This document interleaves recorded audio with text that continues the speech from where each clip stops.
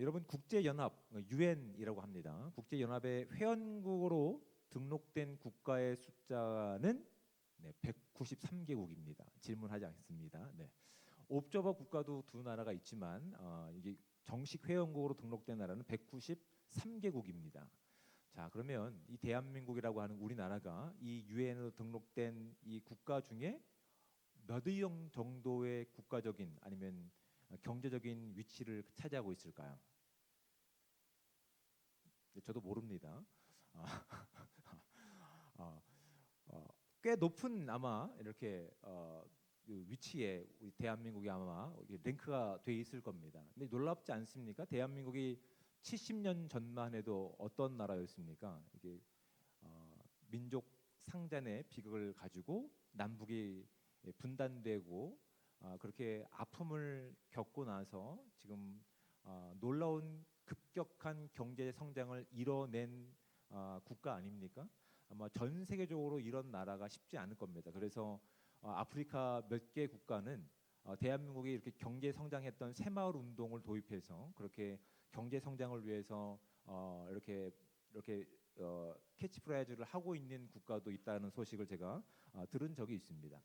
그런데 이 경제적인 원리에서 보면 국가의 어떤 위상과 어떤 국가의 어떤 그런 경제적인 순위를 높이기 위해서 이 분배보다 이제 성장에 더 초점을 뒀던 시간들이 있죠. 그렇죠? 분배보다 성장에 더 집중했던 시간이 있습니다. 누군가의 희생으로 인해서 누군가의 보이지 않는 아픔으로 인해서 대한민국의 위상은 그만큼 높아졌습니다. 그래서 그 당시에는 아픈 사람도 있었고 또 그 부분에 대해서 큰 위기를 겪었던 사람도 있지만 경제적인 부를 잃었던 지금에서는 그런 문제들이 해결됐을까요? 그때와 비교했을 때 뭐 70년대라든지 80년대와 비교했을 때 분명히 대한민국은 엄청나게 경제적으로 또한 정치적으로 군사적으로 성장했지만 그리고 성장보단 이제 분배에 더 집중하고 있지만 여전히 우리가 느끼기에는 분배에 더 집중해야 되지 않을까라고 이렇게 하소연하는 아마 소리도 있을 겁니다. 그렇죠? 그래서 이 성장과 분배라고 하는 이 균형을 잡는 것이 참 쉽지 않은 이 시간 가운데서 그렇다면 우리가 오늘 살고 있는 대한민국의 한 국민으로서 또한 청년들로서 우리는 뭐 성장에 집중해야 될까요? 아니면 분배에 집중해야 될까요? 이런 정치 싸움을 하기 위해서 제가 당연히 말씀을 전하는 것이 아니죠.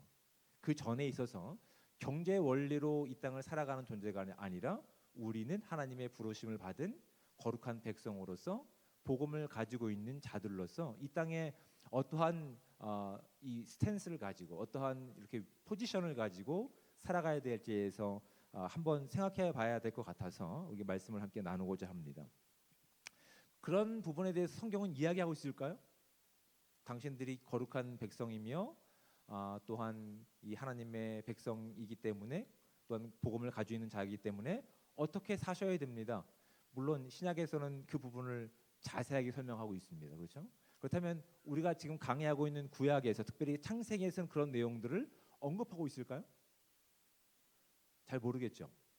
뭐 그건 잘 모르겠지만 아무튼 오늘 본문은 어떤 내용을 다루고 있냐면 요셉의 통치에 대한 내용을 다루고 있습니다. 요셉이 지금 이스라엘의 왕도 아니고 이스라엘의 어떤 총리도 아니고 애굽 그러니까 이방의 나라의 총리가 되어서 그 어떤 통치를 하고 있는 내용이 기록이 되고 있습니다. 이런 부분이 참 설교할 때 어려운 부분들이죠. 이 부분이 기독교인에게 아니면 복음을 가지고 있는 이들에게 어떤 뭐 큰 도전이 될 수 있을까? 이런 부분이 우리 가운데 오늘날 도전하고 있는 내용들이 있을까? 이런 부분들이 분명히 있을 겁니다. 그런데도 불구하고 성경은 이 부분을 엄연하게 기록하고 있다는 것이죠. 그렇죠? 성경은 이 부분이 복음의 어떤 내용과 연관성을 가지고 있기 때문에 하나님이 계획하셨던 어떤 목적이 있기 때문에 이 부분을 삭제한 것이 아니라 이 부분을 분명하게 언급하고 있는 거예요. 그래서 그것을 우리가 열심히 찾아가면서 연구하고 공부하고 찾아갈 때 하나님께서는 그 안에 담겨 있는 하나님 나라의 진리에 대해서 분명히 말씀해 주실 것이라는 것이죠. 근데 표면적으로 보면 지금 이방 땅의 총리로 있는 요셉은 쉽게 얘기해서 이스라엘 입장에서 보면 어, 어떠한 감정이 들까요? 마치 일제 시대에 매국노를 자행했던 일부 그런 사람들이 떠오르지 않습니까? 보십시오. 그 땅의 기근이 너무 심하자 자발적으로 주변에 있는 사람들이 와서 어떻게 합니까? 자신의 가축을 이집트에 팔아버립니다. 그렇죠? 두 번째는 어떤 일이 있습니까? 몸과 토지도 팔아버립니다. 세 번째는 어떤 일이 있습니까? 수입과 양식에 대해서 5분의 1의 관세를 매겨버립니다. 이거 20%입니다. 100% 중에서 20%. 엄청난, 이거 오늘날 법으로 보면 이건 말도 안 되는 지금 일들을 하고 있는 것이죠. 그래서 이거를 숫자적인 개념으로 잘못 오해하면 이렇게 되죠. 그러면 우리도 요셉처럼 고리 대금업을 해야 되나? 뭐 우시자 이런 거 해야 되나? 그런 게 아니죠. 그런 게 아니라 이 안에 감춰져 있는 하나님 나라의 진리와 비밀이 무엇일까를 우리로 하여금 고민하게 하고 또 찾아가게 하는 것이 성경이 이 본문을 이 요셉의 이야기 가운데, 야곱의 이야기 가운데 그렇게 삭제하지 않고 기록한 아주 중요한 이야기들입니다. 중요한 것이 있습니다. 요셉에게 자발적으로 자신의 가축과 또한 땅을 양도하고 생명도 양도하고 그다음에 5분의 1에 해당되는 세금을, 막중한 세금을 물으면서도 그들은 비로소 무엇에 지금 목말라하고 있는 인생을 보이고 있는 거예요? 어렵나요? 생명이죠. 결국은 이 어려운 시간들이 있고 나니까 그들은 비로소 깨닫게 되는 겁니다. 가축보다 중요한 것이 있어. 땅보다 중요한 것이 있어. 5분의 1의 과세보다 중요한 것이 있어. 그것이 바로 생명이야라고 하는 것을 하나님께서 이 전 지역에 내리신 재앙, 기근을 통해서 그들이 깨달았던 부분입니다. 그리고 사실은 요셉의 통치 가운데는 뭐 이렇게 강압적으로 뺏은 내용도 없을 뿐만 아니라 땅을 소유했다 하더라도 그 땅에서 그 백성들을 쫓아내지 않았어요.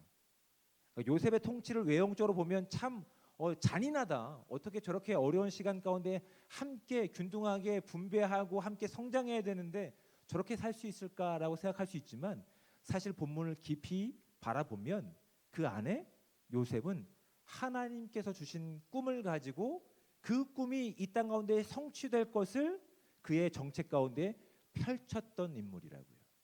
요셉이 펼쳤던 정책 가운데 가장 중요한 것이 무엇이냐면 생명이 있느냐였어요. 근데 여러분 이것은 요셉이 하나님의 마음을 가지고 정책을 피기 전에 먼저 하나님께서 요셉에게 꿈으로 주셨던 하나님의 계획 가운데 담겨 있는 내용들이었어요. 하나님은 요셉을 뭐 이렇게 총리로 삼으시기 위해서 아니면 선택받은 야곱 족속들을 어떤 전 세계 가운데 가장 강력한 나라로 세우시기 위해서 그렇게 역사의 흐름 가운데 등장시키지 않으셨어요. 이 땅 가운데 하나님이 하실 일이 얼마나 위대하고 무엇을 목적하고 있는지를 보여주시기 위해서 하나님께서는 말도 안 되는 야곱의 가정을 선택하시고 그 가운데 미리 준비하신 요셉을 통해서 애굽에 그렇게 팔려가게 하신다고요. 승승장구하고 내려간 길이 아닙니다. 그렇죠? 형제들의 미움을 받아서 종으로 팔려가고 또 억울한 누명을 쓰고 죄인으로 팔려가고 또 거기서 원하는 답을 얻지 못하고 또 좌절되고 실망하고 낭망한 시간 가운데서 하나님의 꿈이 무엇인지를 깊이 상고할 수 있는 시간을 통해서 비로소 하나님의 꿈과 계획 가운데 무엇이 심겨져 있음을 요셉으로 알게 하셨을까요? 이 꿈에는 생명이 담겨 있구나. 아무리 그 사람들이 정책을 잘 가지고 아니면 능력을 농사의 기술을 가지고 있다 하더라도 이 전 세계적인 그 기근 가운데는 그들이 사온 양식으로 본인들뿐만 아니라 짐승을 먹일 만한 실력이 안 됐습니다. 가장 좋은 거는 짐승들의 생명을 보존할 수 있는 양식 끝까지 공급되고 있는 하나님의 생명이 담겨 있는 계획이 담겨 있는 요셉에게 항복하고 들어가는 길이 그들뿐만 아니라 그들이 속한 모든 생명체를 살릴 수 있는 유일한 방법이었어요. 그러니까 오히려 하나님께서는 이 전 세계적인 기근을 통해서 정말 우리 인생 가운데 중요한 것이 무엇인지를 알게 하신 소중한 사건이 바로 요셉의 사건 가운데 담겨 있다는 사실을 우리가 잊지 말아야 합니다. 그래서 자발적으로 그들은 얘기하는 겁니다.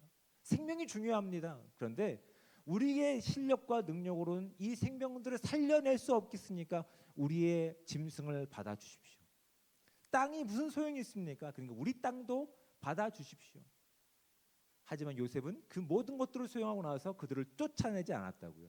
그 땅에 거주하면서 계속 생명을 이어갈 만한 일들을 허락하신 것이죠.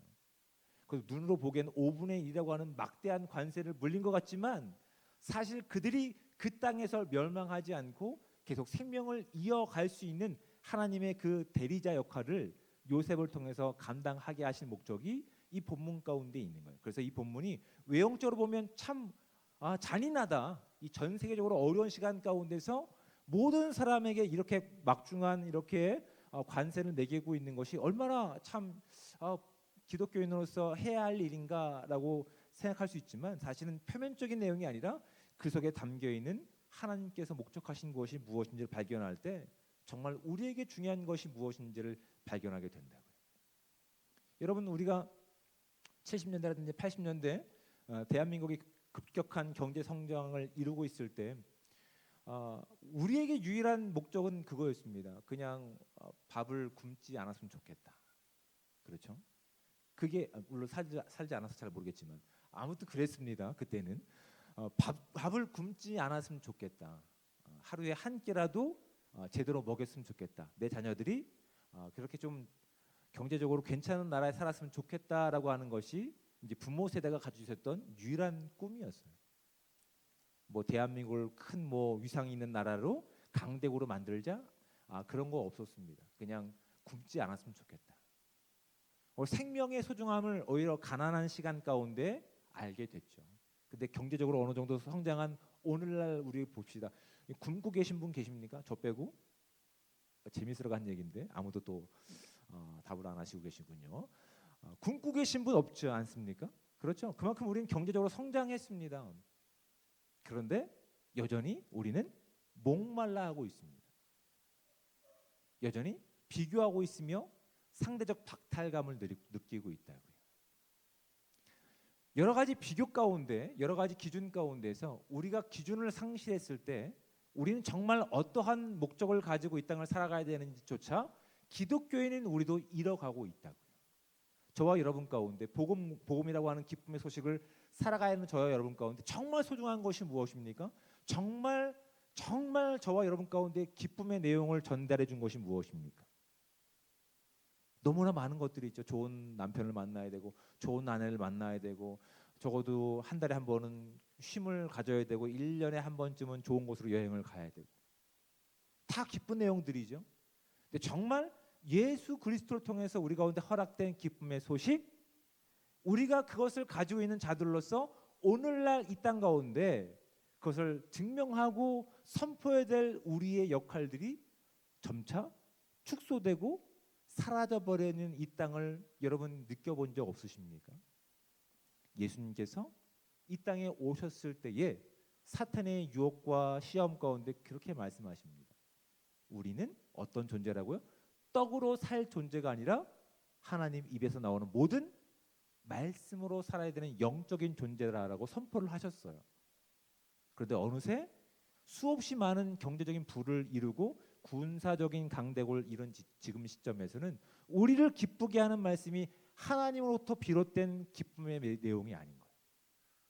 어느새 꽤 괜찮은 어떤 비교했을 때 어떤 것도 부족함이 없는 그것이 어느새 우리 가운데 찾아와서 많은 것을 소유하고 있지만 많은 것이 윤택하지만 여전히 배고프고 여전히 갈증을 느끼고 여전히 경쟁하고 있는 우리의 모습들을 바라보게 된다고요. 무엇이 잘못됐을까요? 오늘날 우리는 요셉의 통치를 통해서 무엇을 깨달아야 될까요? 요셉은 철저하게 하나님의 생명이 담겨있는 그 꿈을 가지고 하나님의 그 역할을 복음을 전하는 생명을 살리는 일 가운데 귀히 사용됐던 인물로 성경은 우리 가운데 소개하고 있어요. 어떤 것도 강제적으로 본인이 자신의 명예와 자신의 부를 위해서 찾지 않았어요. 철저하게 종으로서, 철저하게 관리자로서 그 사명을 감당했던 인물이 요셉이라고요. 그리고 요셉은 어떤 지혜로 이 정책들을 폈을까요? 자신에게 주어졌던 하나님의 꿈, 생명, 그것을 보존할 목적을 가지고 이 정책을 폈다고 하는 것이 두 번째로 중요한 부분입니다. 요셉은 하나님의 관리자로서 하나님께서 하실 일에 대한 중보자로서 이 일을 감당하고 있는 것이고, 그 목적은 이 땅의 생명을 살리는 일 가운데 초점을 두고 있는 거예요. 그리고 그다음에 이 요셉은 어떤 계층과도 부딪히지 않았다고 하는 것이 성경이 오늘 우리 가운데 보여주고 있는 내용입니다. 그렇죠? 많은 과도한 내용을 요구했지만 사람들이 불평은 하지 않았어요. 수용할 수밖에 없었던 것이 하나님의 지혜를 가지고 있는 요셉이 보인 세 번째 특징인 거예요. 그러니까 오늘 저와 여러분이 이 땅을 살아갈 때에 있어서 요셉의 이 태도를 기억해야 되는 거예요. 우리는 이 땅에 누구를 대신해 살고 있는 겁니까? 눈에 보이지 않지만 분명히 존재하시고 우리에게 생명과 기쁨을 허락하신 하나님을 대신해 이 땅에 서 있는 거예요. 그러니까 우리가 살아가야 될 이 땅의 목적은 성공에 있지 않아요? 부요함에 있지 않아요? 우리에게 선물해 주신 생명을 목적하고 있는지를 우리가 진실하게 우리가 확인하고 나가야 된다고. 세 번째 어떤 특징이 있습니까? 이것이 하나님의 지혜로 있어야 되는 거예요. 이 지혜가 없을 때는 우리가 주일날 예배하지만 밖에 나가면 어떻게 합니까? 서로 높은 자리에 서기 위해서 경쟁하는 자들로 서게 된다요. 그러면 다툼과 분열과 시기가 나타날 수밖에 없다. 근데 요셉을 보십시오. 그의 통치 기간 동안 어느 누구도 불만을 제기한 사람이 없습니다.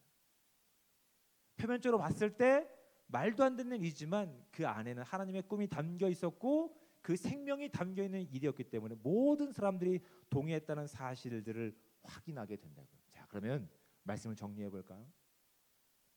이 땅에 오늘 살고 있는 저와 여러분 가운데 하나님은 마치 요셉처럼 저와 여러분들을 이 땅에 보내십니다. 근데 목사님, 이 땅은 전 세계적인 기근이 없는데요. 그들은 우리 가운데 생명을 달라고 구걸도 하지 않는데요. 어떻게 요셉처럼 지혜를 가지고 생명을 가지고 통치할 수 있을까요?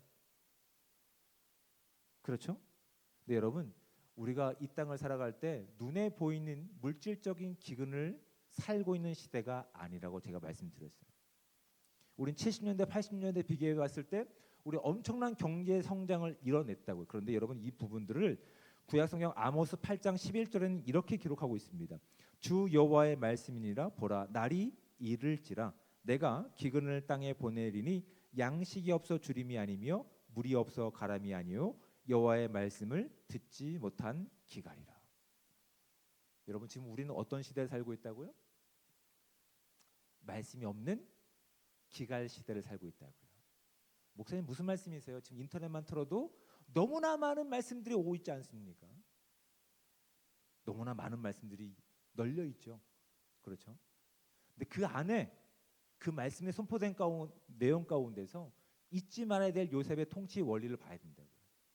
이 땅의 승리의 목적을 두고 있느냐, 이 땅의 성공의 모습을 목적을 두고 있느냐, 이 땅에 영원히 살 것에 대한 목적을 두고 있느냐, 아니면 이 땅에서 삶이 고난과 어려움 가운데 있지만 영원한 하나님 나라에 대한 소망을 가지고 그 생명을 가지고 예수 그리스도가 전해준 기쁨의 복음을 가지고 이 땅을 살고 있느냐라고 하는 도전이 말씀 가운데 담겨 있어야 되는 거예요. 하나님의 말씀은 모두 거기에 초점을 두고 있는 거예요.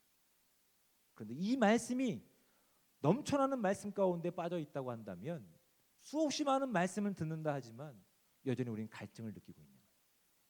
어떻게 성공할 수 있을까? 어떻게 무시당하지 않고 살 수 있을까? 어떻게 다른 사람들과 비교했을 때 믿는 자로서 넘어지지 않고 꼭대기의 정점에 오를 수 있을까?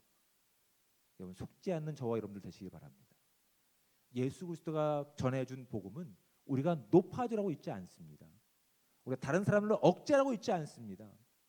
예수 그리스도가 전해준 생명을, 그 생명이 어떤 기쁨을 가지고 있는지 요셉처럼 말씀이 없는 이 땅 가운데 선포하고 전하라고 하는 막중한 청직의 사명을 요셉이 가지고 있었으며 살아냈던 것처럼 오늘날 저와 여러분들이 풍요로운 이 땅 가운데 말씀이 넘쳐나고 있는 것 같은 이 땅 가운데 오직 예수 그리스도의 생명을 가지고 그 기쁨을 가지고 하나님 주셨던 이 복음을 살아내고 생명을 전할 수 있는 복된 삶 되시기를, 그래서 죽어있는 이 땅 가운데 하나님의 말씀으로 생명을 살릴 수 있는 저와 여러분들 되시기를 주며 축복을 드립니다. 아멘.